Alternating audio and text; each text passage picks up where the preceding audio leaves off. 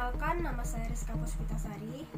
Berbicara mengenai suatu kejadian, peristiwa atau objek pada kasus Ferdy Sambo, kronologi awal Brigadir J melakukan pelecehan seksual terhadap putri atau istri dari Ferdy Sambo.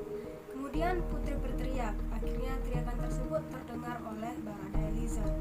Akhirnya setelah Barada Eliezer masuk ruangan, langsung terjadi baku tembak antara Barada Eliezer yang menembak sebanyak 5 kali dengan Brigadir Joshua yang menembak sebanyak 7 kali. Namun tidak sedikit pun tembakan tersebut mengenai, pada akhirnya mengakibatkan kematian Brigadir Joshua. Logika publik bukan dihasilkan dari asumsi, tetapi logika publik didasarkan logika pada umumnya. Logika tersebut berbasis pada akal sehat yang merupakan salah satu perangkat untuk mendeteksi kebenaran. Memang logika bukanlah fakta, tetapi merupakan penyelarasan antara pengalaman, ilmu pengetahuan, dan kesadaran yang dihimpun secara koheren sehingga memberi suatu hipotesis awal mengenai suatu hal. Hukum mengisyaratkan adanya fakta dan bukti, akan tetapi yang mendasari hubungan fakta dan bukti adalah logika. Dengan kata lain, hukum tidak mengatur hal-hal yang tidak masuk akal.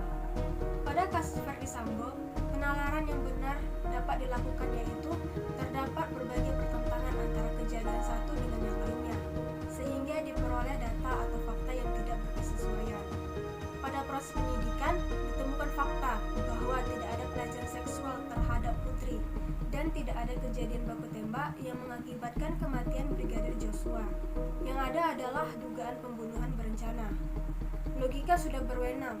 Pembunuhan berencana itu dalam hipotesisnya, sehingga tinggal menunggu fakta dan bukti untuk menyatakan kebenaran akan sesuatu. Perkenalkan, saya Tanaya Anissa Putri.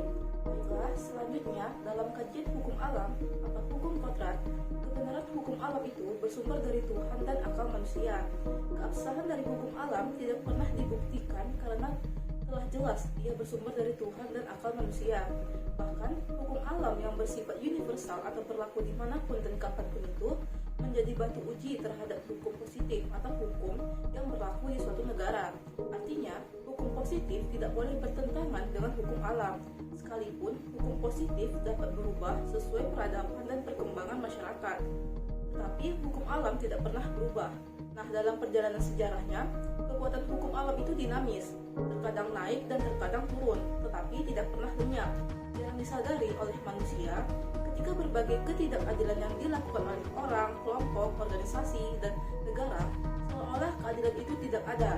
Contoh, seseorang yang bertahun-tahun berusaha keras menjadi presiden dan akhirnya ia menjadi presiden. Akan tetapi, suatu saat ia ketahuan korupsi. Maka yang terjadi adalah seluruh upaya dan usaha ia sejak awal untuk menjadi presiden itu hancur seketika, hanya karena satu perbuatan yang jahatnya tadi, yaitu korupsi. Padahal, penghukuman hukum alam itu jauh lebih berat daripada hukum positif buatan manusia. Hukum positif menyatakan barang siapa yang melakukan penipuan dihukum dengan pidana penjara maksimal 4 tahun, yaitu diatur di dalam pasal 378 KUHP. Akan tetapi, orang yang melakukan penipuan tersebut dihukum oleh hukum alam yang berupa hancurnya kepercayaan banyak orang terhadap dirinya, sulitnya mencari pekerjaan, diperlakukan secara diskriminatif akibat pernah dipidana, dan lain sebagainya. Artinya, melalui penghukuman hukum alam, suatu perbuatan dapat merusak seluruh upaya dan usaha yang dilakukan oleh seseorang. Nah, pada kasus Ferdy Sambo yang diduga menjadi dalang dibalik kematian Brigadir Joshua tidak pernah berpikir bahwa kekuatan hukum alam itu sangatlah dahsyat. Nah, menurut isu yang berkembang bahwasanya Ferdy Sambo dicanangkan akan menjadi Kapolri, tetapi nampaknya daya dan usahanya harus kandas seketika dengan kasus yang ia hadapi sekarang. Nah, upaya dan usahanya selama kurang lebih 49 tahun di usianya yang saat ini untuk berkarir menantah hidupnya harus lenyap hanya karena satu perbuatan jahatnya. Inilah kegagalan Ferdy Sambo dalam membaca hukum alam terhadap dirinya. Ia mungkin berpikir bahwasanya semua bisa dimanipulasi karena jabatan yang ia miliki. Tetapi nasib berkata lain. Hukum alam bukan hanya tentang ornamen yang sering ditulis dalam bentuk teks-teks oleh filsuf, tetapi hukum alam begitu nyata dan aktual dalam di dalam waktu dan juga kehidupan. Nah, hukum alam akan benar-benar menguak kebenarannya.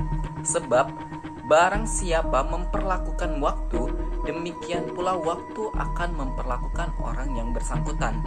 Apabila melakukan kejahatan di dalam waktu, maka waktu akan membalasnya dengan hal yang setimpal.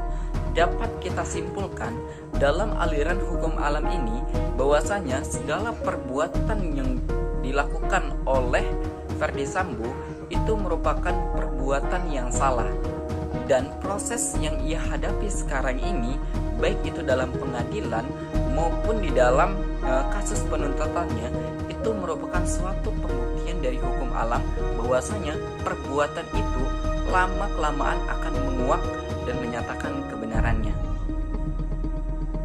Baiklah, mungkin cukup sekian yang dapat kelompok kami sampaikan.